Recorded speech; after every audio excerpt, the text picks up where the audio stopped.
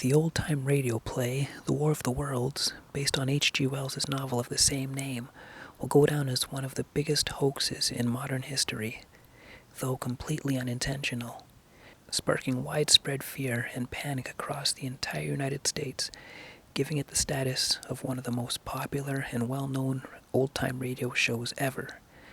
The panic was able to spread due to the fact listeners were flipping through other stations to hear what was on, and by the time they got to this, they had missed the introduction, presenting it as a play, and by that time, it sounded like an actual news report.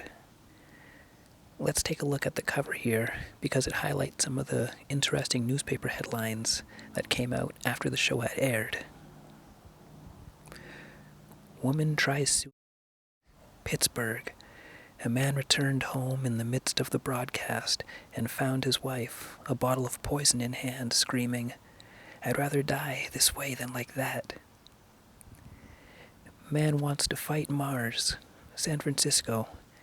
An offer to volunteer in stopping an invasion from Mars came among hundreds of telephone inquiries to police and newspapers during the radio dramatization of H.G. Wells' story. One excited man called Oakland police and shouted, "My God, where can I volunteer my services? We've got to stop this awful thing." Church lets out. Indianapolis. A woman ran into a church screaming, "New York destroyed. It's the end of the world. You might as well go home and die. I just heard it on the radio." Services were dismissed immediately. A local radio station plays it every Halloween, so I thought I would do the same to help broadcast it even further. So with that, let's head inside. Sit back, relax if you can, and listen to The War of the Worlds.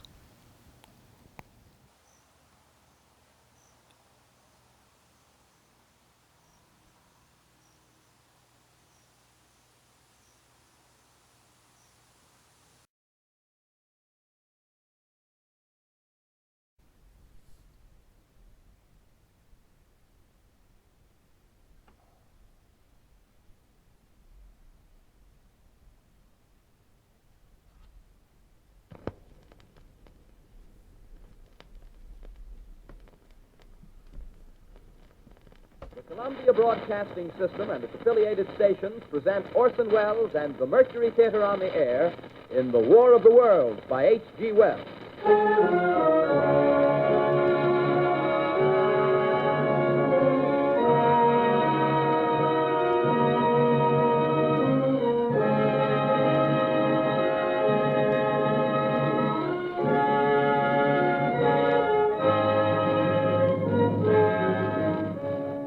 Ladies and gentlemen, the director of the Mercury Theater and star of these broadcasts, Orson Welles.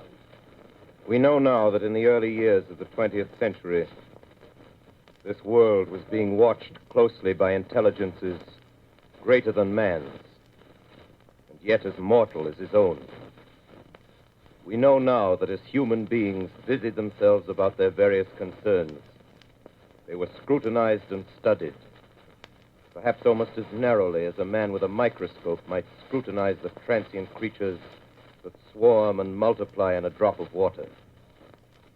With infinite complacence, people went to and fro over the earth about their little affairs, serene in the assurance of their dominion over this small, spinning fragment of solar driftwood, which by chance or design, man has inherited out of the dark mystery of time and space.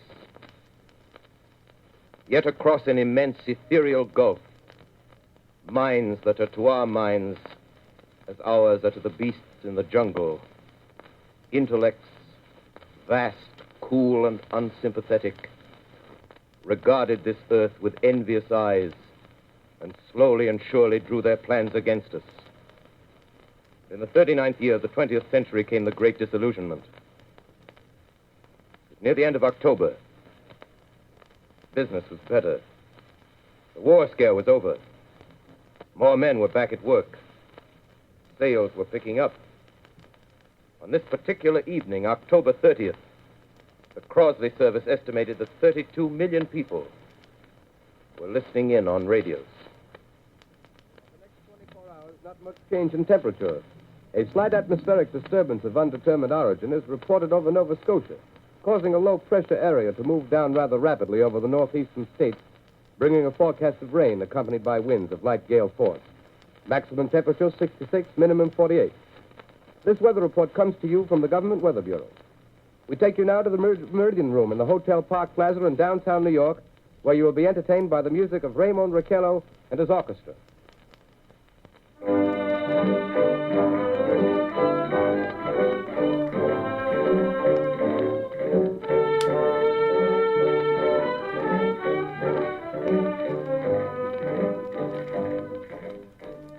Good evening, ladies and gentlemen. From the Meridian Room in the Park Plaza Hotel in New York City, we bring you the music of Raymond Raquello and his orchestra. With a touch of the Spanish, Raymond Raquello leads off with La Comparsita.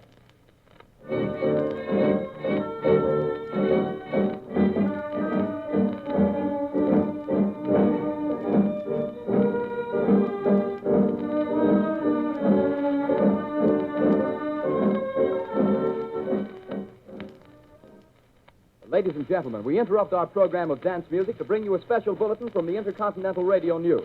At 20 minutes before 8 Central Time, Professor Farrell of the Mount Jennings Observatory, Chicago, Illinois, reports observing several explosions of incandescent gas occurring at regular intervals on the planet Mars. The spectroscope indicates the gas to be hydrogen and moving toward the Earth with enormous velocity. Professor Pearson of the observatory at Princeton confirms Farrell's observation and describes the phenomenon as, quote, like a jet of blue flame shot from a gun, unquote. We now return you to the music of Raymond Raquello, playing for you in the Meridian Room of the Park Plaza Hotel, situated in downtown New York.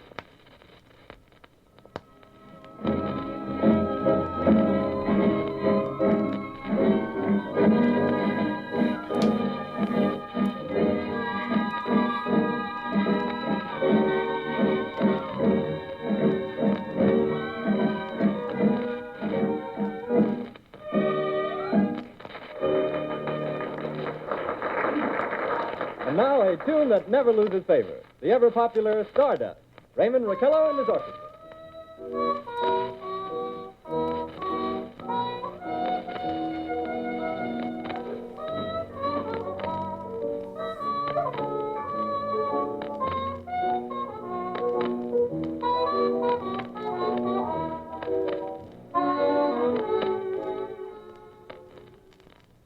Ladies and gentlemen, following on the news given in our bulletin a moment ago, the Government Meteorological Bureau has requested the large observatories of the country to keep an astronomical watch on any further disturbances occurring on the planet Mars.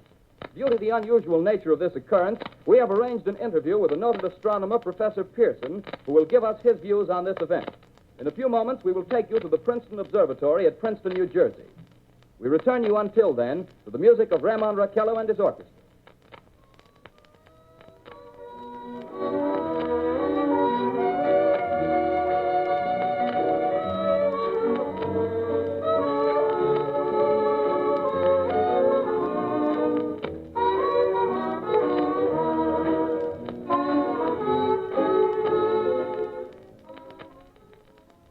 We are ready now to take you to the Princeton Observatory at Princeton, where Carl Phillips, our commentator, will interview Professor Richard Pearson, famous astronomer. We take you now to Princeton, New Jersey. Good evening, ladies and gentlemen. This is Carl Phillips speaking to you from the observatory at Princeton. I'm standing in a large semicircular room, pitch black except for an oblong split in the ceiling. Through this opening, I can see a sprinkling of stars that cast a kind of frosty glow over the intricate mechanism of the huge telescope. The ticking sound you hear is the vibration of the clockwork.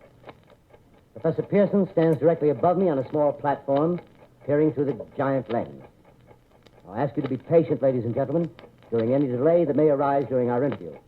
Besides the ceaseless watch of the heavens, Professor Pearson may be interrupted by telephone or other communications. During this period, he is in constant touch with the astronomical centers of the world. Professor, may I begin our questions? Any time, Mr. Phillips.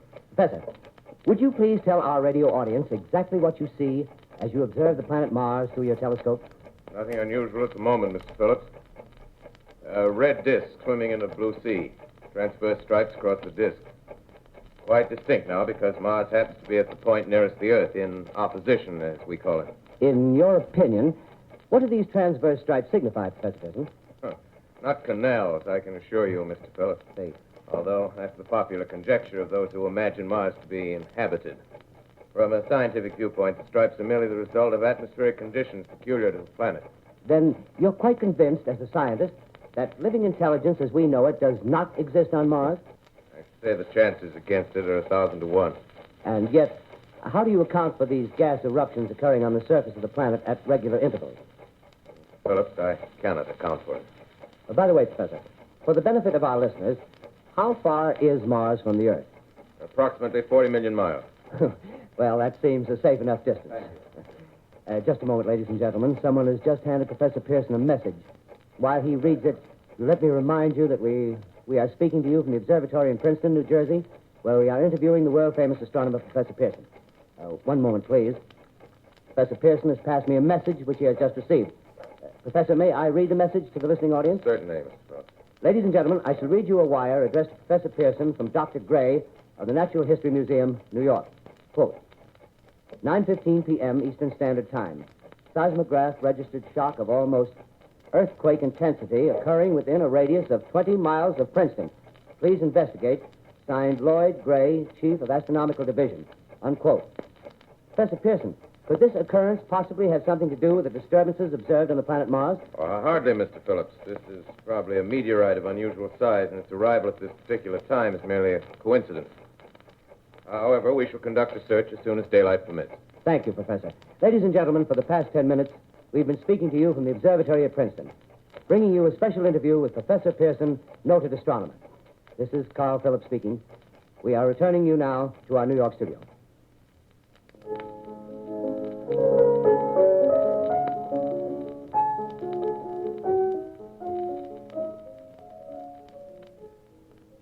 Ladies and gentlemen, here is the latest bulletin from the Intercontinental Radio News. Toronto, Canada. Professor Morse of Macmillan University reports observing a total of 3 explosions on the planet Mars between the hours of 7:45 p.m. and 9:20 p.m. Eastern Standard Time. This confirms earlier reports received from American observatories. Now, nearer home, comes a special bulletin from Trenton, New Jersey. It is reported that at 8:50 p.m., a huge flaming object, believed to be a meteorite, fell on a farm in the neighborhood of Grover's Mill, New Jersey, 22 miles from Trenton. The flash in the sky was visible within a radius of several hundred miles, and the noise of the impact was heard as far north as Elizabeth. We have dispatched a special mobile unit to the scene, and we'll have our commentator, Carl Phillips, give you a word picture of the scene as soon as he can reach there from Princeton. In the meantime, we take you to the Hotel Martinet in Brooklyn, where Bobby Millett and his orchestra are offering a program of dance music.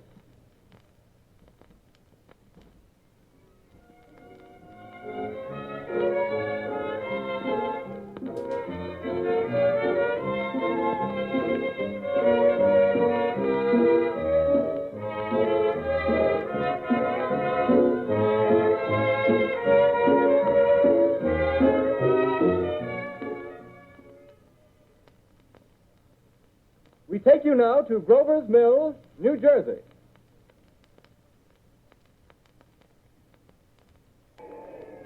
Ladies and gentlemen, this is Carl Phillips again, out at the Wilmot Farm, Grover's Mill, New Jersey. Professor Pearson and myself made the 11 miles from Princeton in 10 minutes. Well, I hardly know where to begin. To paint for you a word picture of the strange scene before my eyes, like something out of a modern Arabian Night. Well, I just got here. I haven't had a chance to look around yet. I guess that's it. Yes, I guess that's the thing directly in front of me, half buried in a vast pit. Must have struck with terrific force. The ground is covered with splinters of a tree. It must have struck on its way down. But I can see the object itself doesn't look very much like a meteor. At least not the meteors I've seen. It looks more like a huge cylinder. Has a diameter of, what would you say, Professor Pearson? What's that? What would you say, what's the diameter of this? About 30 yards. About 30 yards. The metal on the sheath is, well, I've never seen anything like it. The color is sort of yellowish white. There's curious spectators now are pressing close to the object in spite of the efforts of the police to keep them back. Getting in front of my line of vision. Would you mind standing one side, please? While the police are pushing the crowd back. Here's Mr. Wilmot, owner of the farm here. He may have some interesting facts to add. Mr. Wilmot, would you please tell the radio audience as much as you remember of this rather unusual visitor that dropped in your backyard? A step closer, please. Ladies and gentlemen, this is Mr. Wilmot. Well, I was listening to the radio. Closer and louder, please. Pardon me? Louder, please, closer. Yes. I was listening to the radio and kind of drowsing. That professor fellow was talking about Mars, so I was half dozing and half... Yes, Mr. Wilmot, and then what happened? Well, as I was saying, I was listening to the radio, kind of halfway. Yes, Mr. Wilmot, and then you saw something. Well, not first off. I heard something. And what did you hear? A hissing sound like this. Kind of like a 4th of July rocket. Yes, then what? I turned my head out the window and would have sworn I was asleep and dreaming. Yes? I seen a kind of greenish streak and then zingo. Something smacked the ground, knocked me clear out of my chair. Well, were you frightened, Mr. Wilmot? Well, I ain't quite sure. I reckon I was kind of riled. Well, thank you, Mr. Wilmot. Thank you very much. Yeah, you want me to No, talk that's some quite more? all right. That's plenty. Ladies and gentlemen, you've just heard Mr. Wilmot, owner of the farm where this thing has fallen. I wish I could convey the atmosphere, the background of this fantastic scene. Hundreds of cars are parked in a field in back of us, and the police are trying to rope off the roadway leading into the farm, but it's no use. They're breaking right through. The car's headlights throw an enormous spotlight on the pit where the object's half buried. Now, some of the more daring souls now are venturing near the edge. Their silhouettes stand out against the metal sheen. One man wants to touch the thing. He's having an argument with the policeman. Now, the policeman wins. Now, ladies and gentlemen, there's something I haven't mentioned in all this excitement, but it's becoming more distinct. Perhaps you've caught it already on your radio. Listen, please. Do you hear it? It's a curious humming sound that seems to come from inside the object. I'll move the microphone nearer. Here. Now, we're not more than 25 feet away. Can you hear it now? Professor Pearson, Yes, Mr. Burke. can you tell us the meaning of that scraping noise inside the thing? Possibly the unequal cooling of its surface. I say, do you still think it's a meteor, Professor? I don't know what to think. The metal casing is definitely extraterrestrial. Not found on this Earth. Friction with the Earth's atmosphere usually tears holes in a meteorite. This thing is smooth, and you can see its cylindrical Just a minute. shape. Something's happening. Ladies and gentlemen, this is terrific. This end of the thing is beginning to flake off. The top is beginning to rotate like a screw, and the thing must be hollow. Move it! Keep back there! Keep back there! Keep those men back! Keep back there! Keep those idiots back! Ladies, off! The top's loose! Look out there! Stand back! ladies and gentlemen, this is the most terrifying thing I've ever witnessed. Wait a minute. Someone's crawling out or something. I can see turning out of that black hole two luminous discs. The eyes, it might be a face, might be almost... Good heavens, something wriggling out of the shadow like a gray snake. Now it's another one, and another one, and another one. They look like tentacles to me. Oh, yeah, I can see the thing's body now. It's large as a bear. It glistens like wet leather, but that face, ladies and gentlemen, it's indescribable. I can hardly force myself to keep looking at it. It's so awful. The eyes are black, and they gleam like a serpent. The mouth is kind of V-shaped with saliva dripping from its rimless lips. It seems to quiver and pulsate, and the monster, or whatever it is, can hardly move. It seems weighed down by possibly gravity or something. The thing's rising up now, and the crowd falls back. They've seen plenty. The most extraordinary experience, ladies and gentlemen. I can't find words. Well, I'll pull this microphone with me as I talk. I'll have to stop the description till I can take a new position. Hold on, will you, please? I'll be right back in a minute.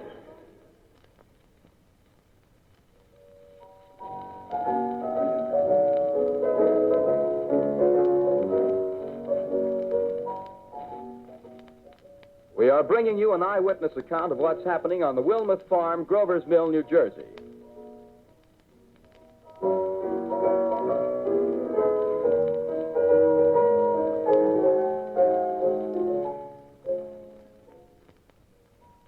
We now return you to Carl Phillips at Grover's Mill. Ladies and gentlemen, am I on? Ladies and gentlemen, here I am, back of a stone wall that adjoins Mr. Wilmot's garden. From here, I get a sweep of the whole scene. I'll give you every detail as long as I can talk and as long as I can see. More state police have arrived. They're drawing up a cordon in front of the pit. About 30 of them. No need to push the crowd back now. They're willing to keep their distance. The captain's conferring with someone. Can't quite see who. Oh, yes, I believe it's Professor Pearson. Yes, it is. Now they've parted, and the professor moves around one side, studying the object, while the captain and two policemen advance with something in their hands. I can see it now. It's a white handkerchief tied to a pole. Flag of truce. If those creatures know what that means, what anything means. Wait a minute, something's happening. Humped shape is rising out of the pit. I can make out a small beam of light against a mirror. What's that? There's a jet of flame springing from the mirror, and it leaps right at the advancing men. It strikes them head on. Lord, they're turning into flames. Now the whole field's caught up by the woods, the barns, the gas tanks of the automobiles, spreading everywhere. It's coming this way now, about 20 yards to my right.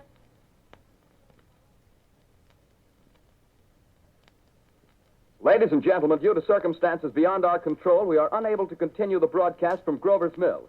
Evidently, there's some difficulty with our field transmission. However, we will return to that point at the earliest opportunity. In the meantime, we have a late bulletin from San Diego, California. Professor Indelkoffer, speaking at a dinner of the California Astronomical Society, expressed the opinion that the explosions on Mars are undoubtedly nothing more than severe volcanic disturbances on the surface of the planet. We continue now with our piano interlude.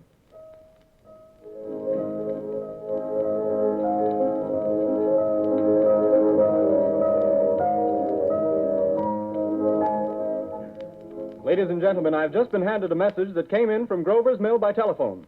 Just one moment, please.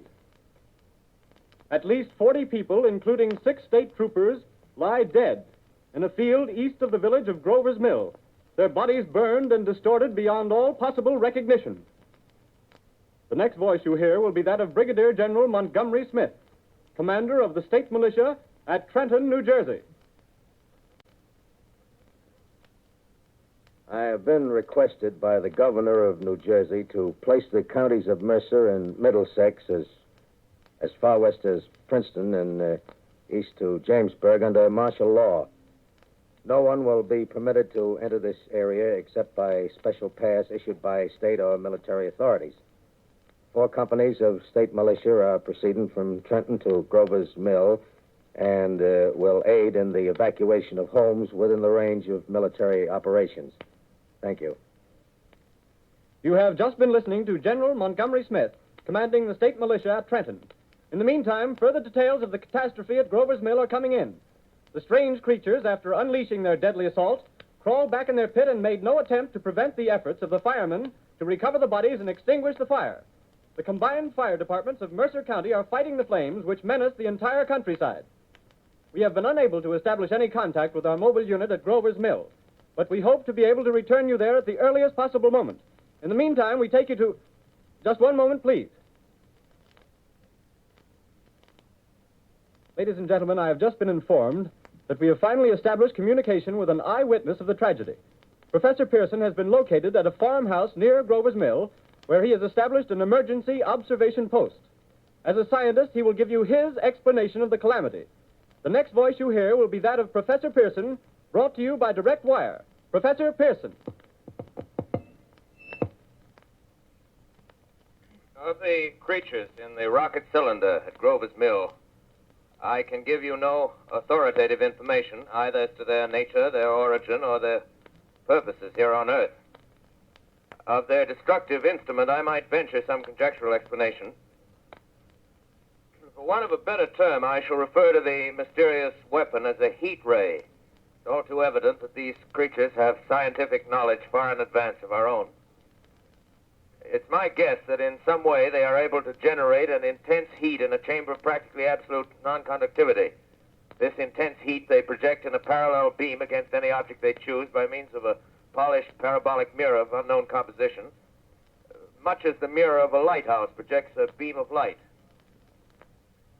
That is my conjecture of the origin of the heat ray.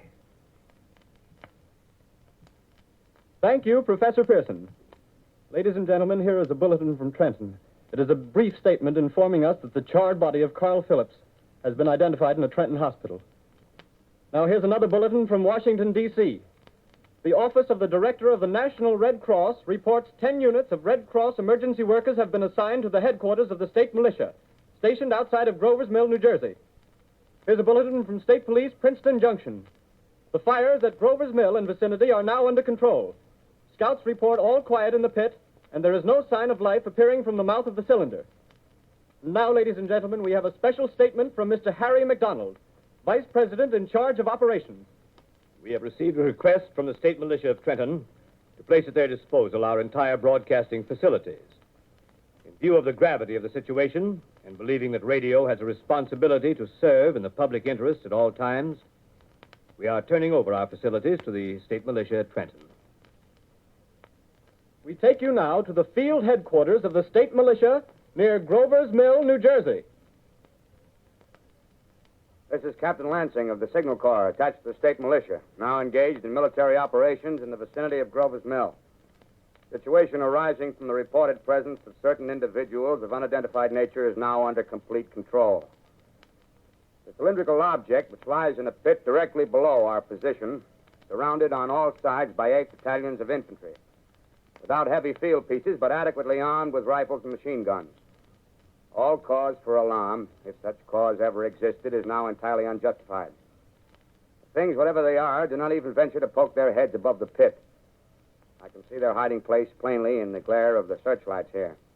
With all their reported resources, these creatures can scarcely stand up against heavy machine gun fire.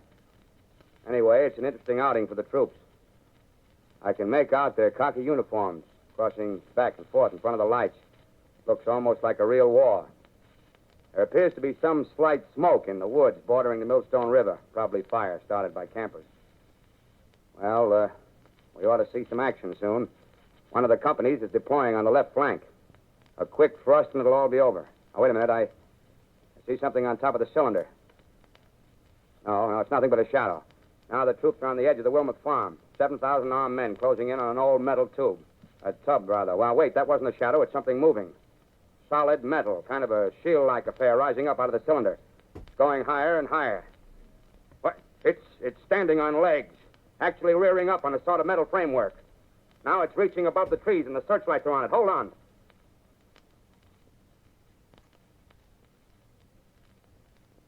Ladies and gentlemen, I have a grave announcement to make. Incredible as it may seem, both the observations of science and the evidence of our eyes lead to the inescapable assumption that those strange beings who landed in the Jersey farmlands tonight are the vanguard of an invading army from the planet Mars. The battle which took place tonight at Grover Mills has ended in one of the most startling defeats ever suffered by an army in modern times. 7,000 men armed with rifles and machine guns pitted against a single fighting machine of the invaders from Mars. 120 known survivors. The rest strewn over the battle area from Grover's Mill to Plainsboro, crushed and trampled to death under the metal feet of the monster, or burned to cinders by its heat ray. The monster is now in control of the middle section of New Jersey and has effectively cut the state through its center. Communication lines are down from Pennsylvania to the Atlantic Ocean. Railroad tracks are torn and service from New York to Philadelphia discontinued, except routing some of the trains through Allerton and Phoenixville. Highways to the north, south, and west are clogged with frantic human traffic. Police and army reserves are unable to control the mad flight. By morning, the fugitives will have swelled Philadelphia, Camden, and Trenton, it is estimated, to twice their normal population. Martial law prevails throughout New Jersey and eastern Pennsylvania. At this time, we take you to Washington for a special broadcast on the national emergency. The Secretary of the Interior.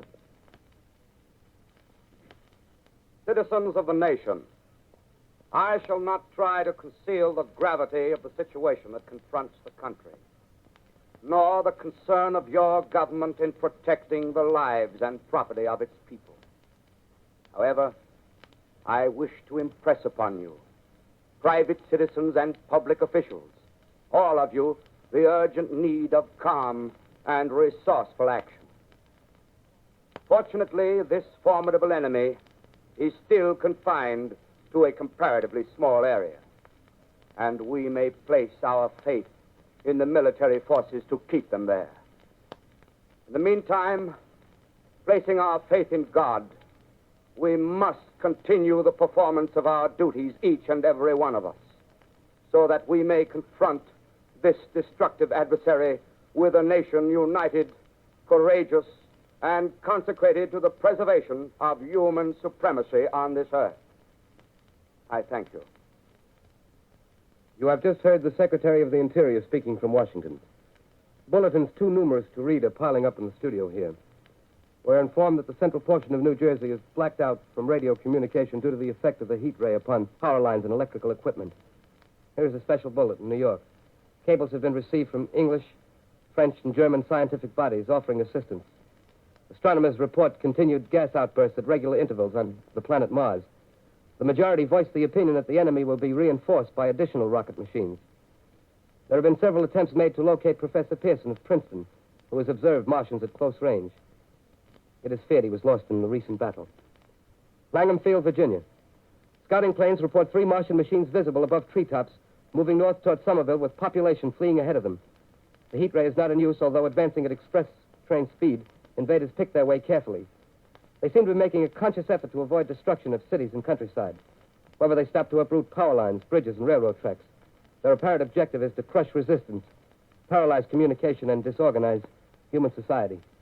Here is a bulletin from Basking Ridge, New Jersey. Coon hunters have stumbled on a second cylinder similar to the first, embedded in the Great Swamp 20 miles south of Morristown. Army field pieces are proceeding from Newark to blow up the second invading unit before the cylinder can be opened and the fighting machine rigged. They are taking up a position in the foothills of Watchung Mountains. Another bulletin from Langham Field, Virginia. Scouting planes report enemy machines, now 3 in number, increasing speed northward, kicking over houses and trees in their evident haste to form a conjunction with their allies south of Morristown. Machines also sighted by telephone operator east of Middlesex, within 10 miles of Plainfield. Here's a bulletin from Winston-Field, Long Island. A fleet of Army bombers carrying heavy explosives flying north in pursuit of enemy. Scouting planes act as guides. They keep the speeding enemy in sight. Just a moment, please, ladies and gentlemen.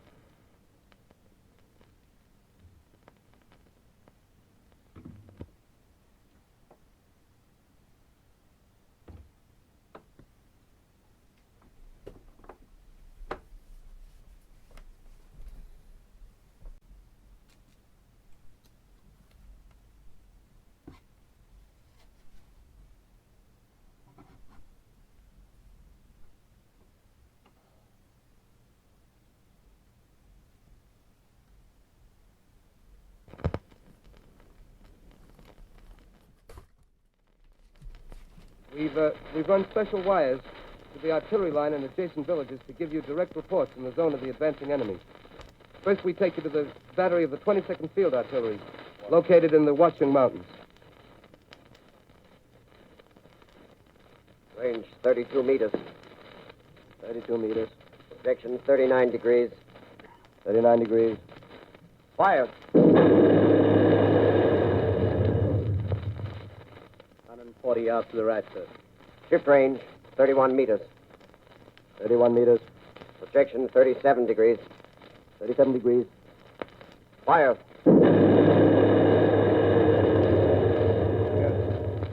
Hit, sir. Got the tripod of one of them. They've stopped. The others are trying to repair it. Quick, get the range. Shift 30 meters. 30 meters. Projection 27 degrees. 27 degrees. Fire. Can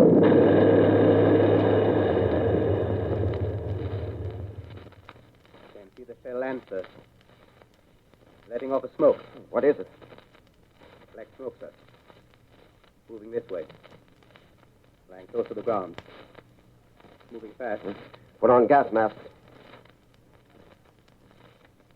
Get ready to fire. Shift to 24 meters.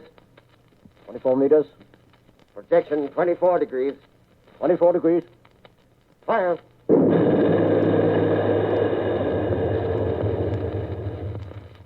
Still can't see, sir. Smoke's coming nearer. Get the range. 23 meters. 23 meters. 23 meters. 22 degrees. 22 degrees.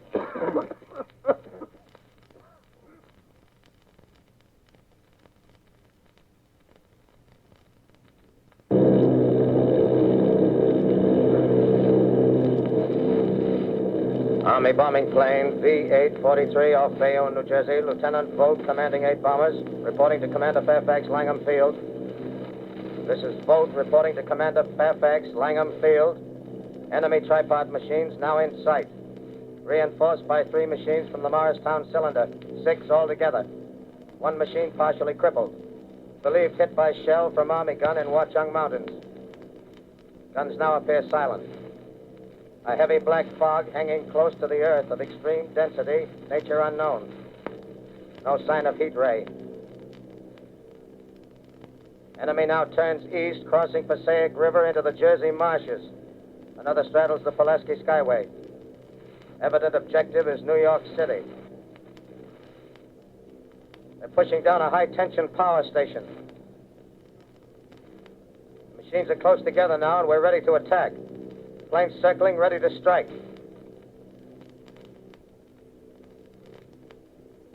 1,000 yards, and we'll be over the first.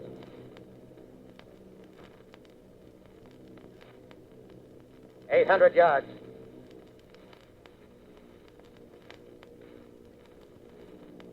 $600.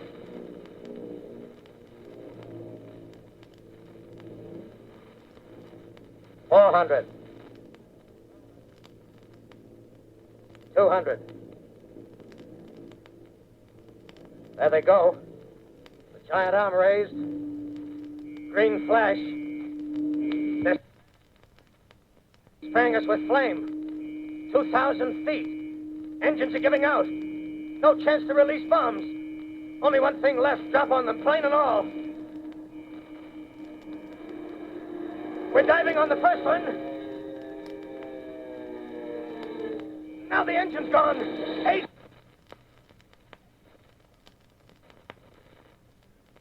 This is Bayonne, New Jersey, calling Langham Field. This is Bayonne, New Jersey, calling Langham Field. Come in, please. This is Langham Field. Go ahead. 8 Army bombers in engagement with enemy tripod machines over Jersey Flats. Engines incapacitated by heat ray. All crashed. 1 enemy machine destroyed. Enemy now discharging heavy black smoke in direction of... This is Newark, New Jersey. This is Newark, New Jersey. Warning. Poisonous black smoke pouring in from Jersey marshes. Reaches South Street. Gas masks useless. Urge population to move into open spaces. Automobiles use routes 7, 23, 24. Avoid congested areas. Smoke now spreading over Raymond Boulevard. 2X2L calling CQ, 2X2L calling CQ, 2X2L calling 8X3R. Come in, please. This is 8X3R coming back at 2X2L. How's reception? How's reception? K, please. Where are you, 8X3R? What's the matter? Where are you?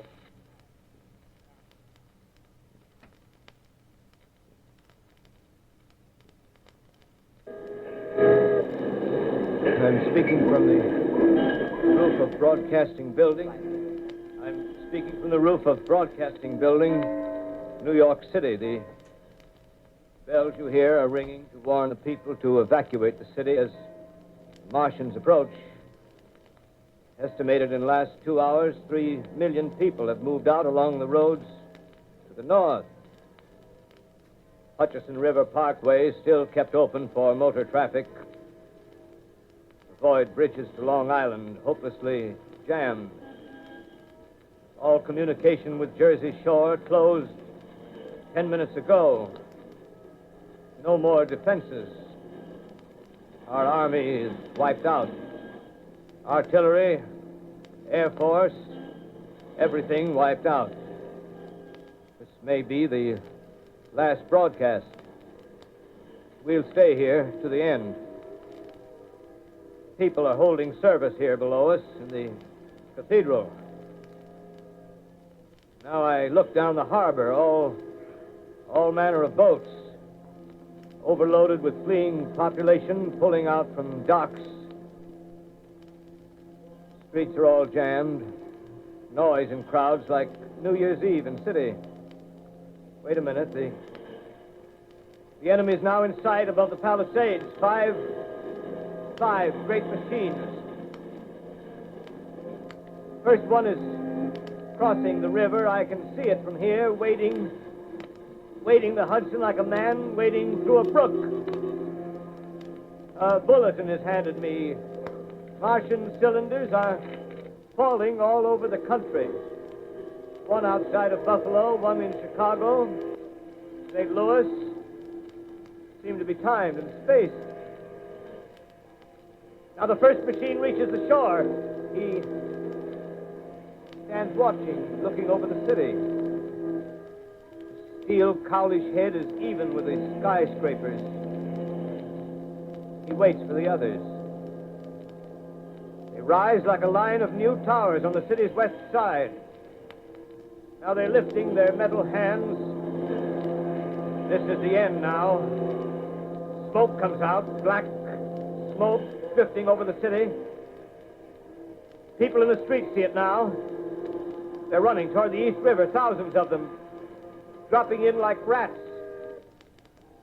Now the smoke's spreading faster. It's reached Times Square. People are trying to run away from it, but it's no use. They're falling like flies. Now the smoke's crossing 6th Avenue, 5th Avenue, 100 yards away. It's 50 feet.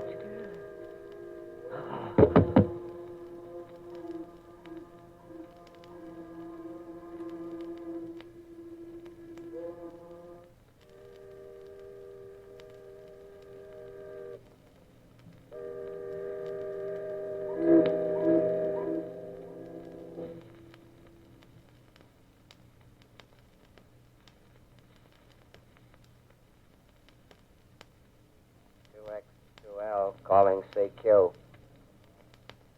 2X2L calling CQ. 2X2L calling CQ, New York. Isn't there anyone on the air? Isn't there anyone on the air? Isn't there anyone? 2X2L.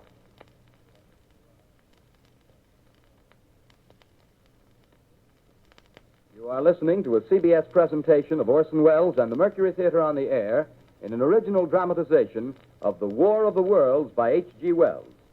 The performance will continue after a brief intermission. This is the Columbia Broadcasting System. The War of the Worlds by H.G. Wells, starring Orson Welles and the Mercury Theater on the Air.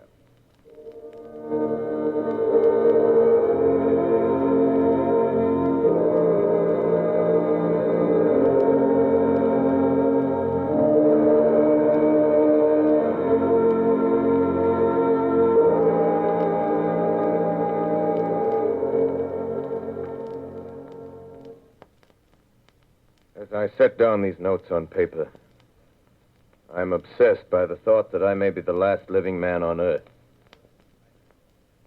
I've been hiding in this empty house near Grover's Mill, a small island of daylight cut off by the black smoke from the rest of the world.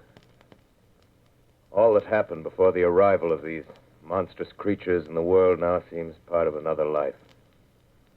A life that has no continuity with the present. Furtive existence of the lonely derelict who pencils these words on the back of some astronomical notes bearing the signature of Richard Pearson. I look down at my blackened hand, and I try to connect them with a professor who lives at Princeton and who, on the night of October 20th, glimpsed through his telescope an orange splash of light on a distant planet. My wife, my colleagues, my students, my books, my observatory, my world. Where are they? Did they ever exist? Am I Richard Pearson? What day is it? Do days exist without calendars? Does time pass when there are no human hands left to wind the clocks? Writing down my daily life, I tell myself I shall preserve human history between the dark covers of this little book that was meant to record the movements of the stars. But to write, I must live, and to live, I must eat. Find moldy bread in the kitchen and an orange not too spoiled to swallow. Keep watch at the window. Time to time, I catch sight of a Martian above the black smoke. Smoke still holds the house in its black coil, but at length there's a hissing sound, and suddenly I see a Martian mounted on his machine, spraying the air with a jet of steam as if to dissipate the smoke. I Watch in a corner as his huge metal legs nearly brush against the house. Exhausted by terror, I fall asleep. Morning. Morning. Sun streams in the window. The black cloud of gas is lifted, and the scorched meadows to the north look as though a black snowstorm had passed over them. I venture from the house. I make my way to a road, no traffic. Here and there, a wrecked car, baggage overturned, a blackened skeleton. Push on north.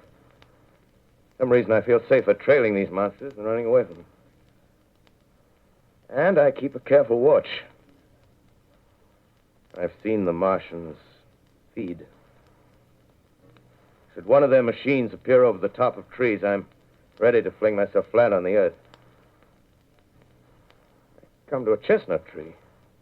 October. Chestnuts are ripe. Fill my pockets. Just keep it alive. 2 days I wander in a vague northerly direction through a desolate world. Finally, I notice a living creature. A small red squirrel in a beech tree. I stare at him and wonder. He stares back at me. I believe at that moment the animal and I shared the same emotion. The joy of finding another living being. Push on north. I find dead cows in a brackish field, and beyond the charred ruins of a dairy and a silo remain standing guard over the wasteland like a lighthouse, deserted by the sea. Astride the silo perches a weathercock. The arrow points north. North. Next day, I come to a city. City vaguely familiar in its contours, yet its buildings strangely dwarfed and leveled off as if a giant had sliced off its highest towers with a capricious sweep of his hand. Reached the outskirts. I found Newark. Newark, undemolished but humbled by some whim of the advancing Martians. Presently, with an odd feeling of being watched, I caught sight of something crouching in a doorway. I made a step towards it, and it rose up and became a man. A man armed with a large knife. Stop. Where do you come from? I come from many places. A long time ago, from Princeton. Princeton, huh?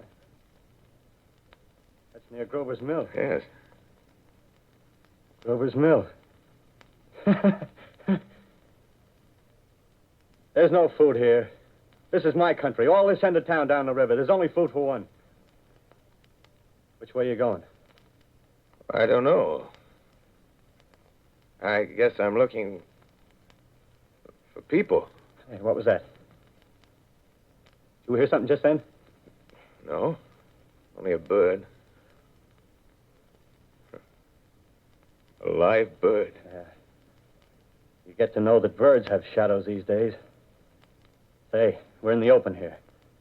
Let's crawl in this doorway here and talk. Have you seen any Martians? No. They're going over to New York. Night, the sky's alive with their lights, just as if people were still living in it. By daylight, you can't see them. 5 days ago, a couple of them carried something big across the flats from the airport. I think they're learning how to fly. Fly? Yeah, fly. Then it's all over with humanity. Stranger, there's still you and I. 2 of us left. Yeah. They got themselves in solid. They wrecked the greatest country in the world. Those green stars, they're probably falling somewhere every night. They've only lost one machine. There isn't anything to do. We're done. We're licked. Where were you? You're in a uniform. Yeah, what's left of it. I was in the militia. National Guard. That's good. There wasn't any war. Any more than there's war between men and ants. Yes, but we're eatable ants. I found that out. What'll they do to us? I thought it all out. Right now, we're caught as we're wanted. A Martian only has to go a few miles to get a crowd on the run.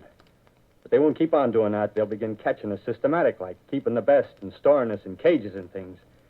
They haven't begun on us yet. Not begun? Not begun. All that's happened so far is because we don't have sense enough to keep quiet. Bothering them with guns and such stuff and losing our heads and rushing off in crowds. No, instead of our rushing around blind, we got to fix ourselves up according to the way things are now. Cities, nations, civilization, progress. Yes, but if that's so, what is there to live for? Well, there won't be any more concerts for 1,000,000 years or so, and no nice little dinners at restaurants. If it's amusement you're after, I guess the game's up. What is there left? Life, that's what. I want to live. Yeah, and so do you. We're not going to be exterminated. And I don't mean to be caught either. Tamed and fattened and bred like an ox. What are you going to do? I'm going on. Right under their feet. I got a plan. We men, as men, we're finished. We don't know enough. We got to learn plenty before we got a chance. We've got to live and keep free while we learn, see? I've thought it all out, see? Well, tell me the rest. Well, it isn't all of us that are made for wild beasts. That's what it got to. That's what it got to be. That's why I watched you. Watched you. All those little office workers that used to live in these houses. They be no good. They haven't any stuff in them. They used to run off to work. I've seen hundreds of them running to catch their commuter's train in the morning, afraid that you can if they didn't. Running back at night, afraid they wouldn't be in time for dinner. Lives insured and a little invested in case of accidents. Yeah, and on Sundays, worried about the hereafter. Well, the Martians, they'll be a godsend for those guys. Nice, roomy cages, good food, careful breeding, no worries. Yeah, after a week or so of chasing around the fields on empty stomachs, they'll come and be glad to be caught. You've thought it all out, haven't you? Sure, you bet I have. That isn't all. These Martians are going to make pets of some. Train them to do tricks. Who knows? Get sentimental over the pet boy who grew up and had to be killed. Yeah. And some, maybe, they'll train to hunt us. Oh, no, it's impossible. Human Yes, beings. they will. There's men who do it gladly. One of them never comes after me, by... In the meantime, you and I and others like us, where are we to live when the Martians own the Earth? I got it all figured out. We'll live underground. I've been thinking about the sewers. Under New York, there are miles and miles of them. The main ones, they're big enough for anybody. Then there's cellars, vaults, underground storerooms, railway tunnels, subways. You begin to see, huh? We'll get a bunch of strong men together. No weaklings. That rubbish, out. As you meant me to go. All right. Give you a chance, didn't I? Won't quarrel about that. Go on. Well, we got to make safe places for us to stay in, see? Get all the books we can. Science books. That's where men like you come in, see? We raid the museums. We'll even spy on the Martians. May not be so much we have to learn before... Listen. Just imagine this. 4 or 5 of their own fighting machines suddenly start off. Heat rays right and left. Not a Martian in them. Not a Martian in them, see? But men. Men who've learned the way how. May even be in our time. Gee. Imagine having one of them lovely things with its heat ray wide and free. We'd turn it on Martians. We'd turn it on men. We'd bring everybody down on their knees. That's your plan. Yeah. You. Me. A few more of us. We'd own the world. I see. Hey. Hey, what's the matter? Where are you going? Not to your world. Bye, stranger.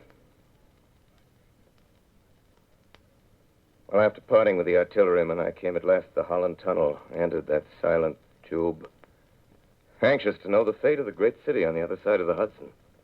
Cautiously, I came out of the tunnel and made my way up Canal Street. Reached 14th Street, and there again were black powder and several bodies and an evil, ominous smell from the gratings of the cellars of some of the houses. I wandered up through the 30s and 40s, stood alone on Times Square, caught sight of a lean dog running down 7th Avenue with a piece of dark brown meat in his jaws and a pack of starving mongrels at his heels.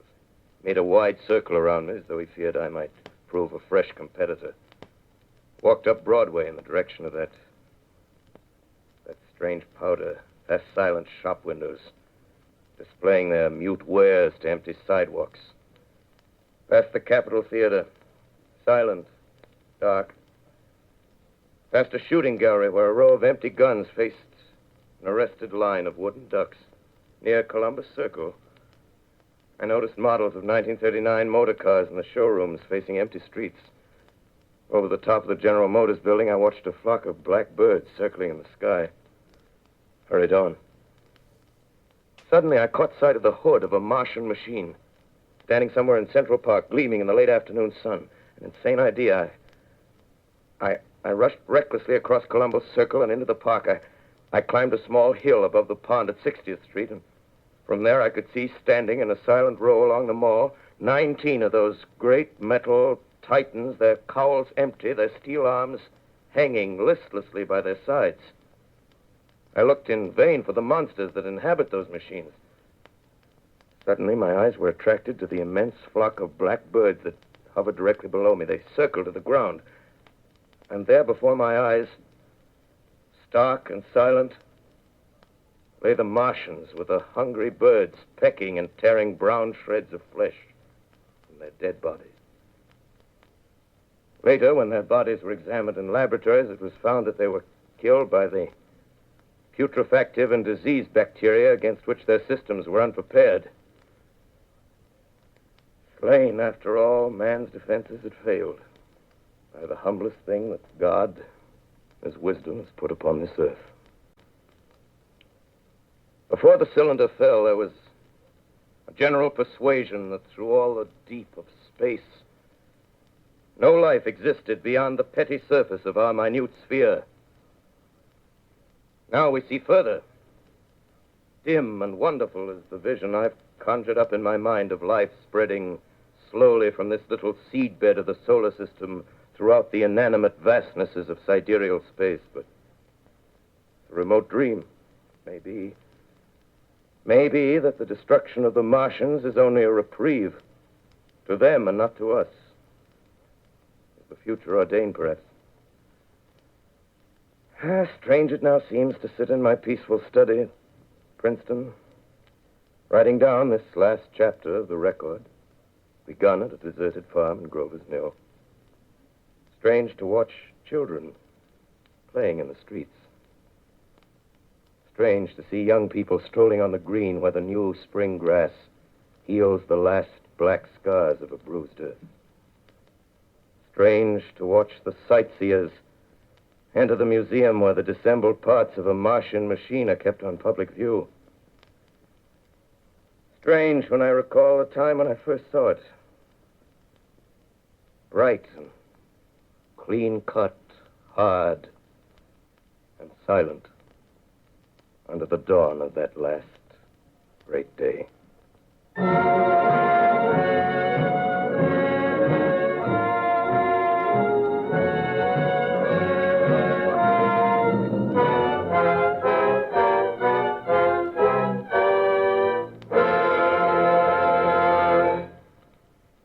This is Orson Welles, ladies and gentlemen.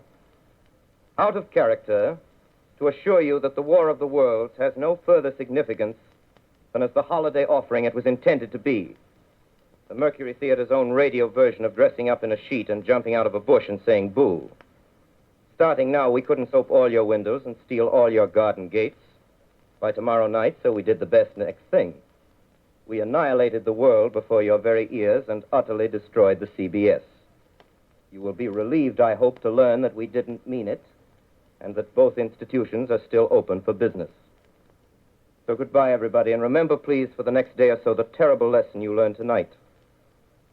That grinning, glowing, globular invader of your living room is an inhabitant of the pumpkin patch, and if your doorbell rings and nobody's there, that was no Martian, it's Halloween.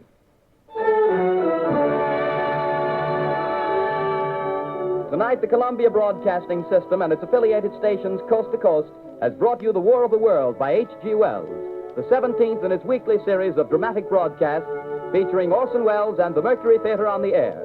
Next week, we present a dramatization of 3 famous short stories. This is the Columbia Broadcasting System.